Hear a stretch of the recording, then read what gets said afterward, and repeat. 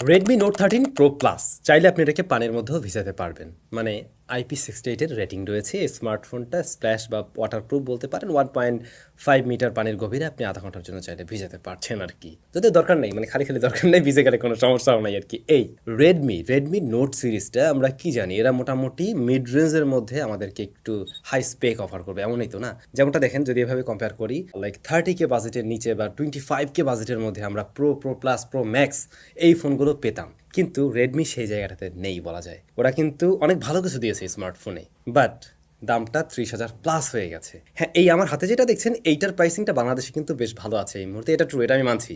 কিন্তু এই ফোনগুলোই আমরা একটা সময় পেতাম মোটামুটি 30K নিচে, এর মধ্যে স্ট্যান্ডার্ড ছিল, এমনটাই আমরা জানতাম। বাট এখন কিন্তু সেই হিসাবটা আর নেই বলা যায়। যাই হোক, এই স্মার্টফোনটাতে আমি যেমনটা বললাম না, ভালো ভালো অনেক কিছুই আছে। এর মধ্যে 200 মেগাপিক্সেলের নতুন সেন্সর SP3, তারপরে কার্ভ ডিসপ্লে রয়েছে, IP রেটিং রয়েছে বললাম, ভালো প্রসেসর আছে।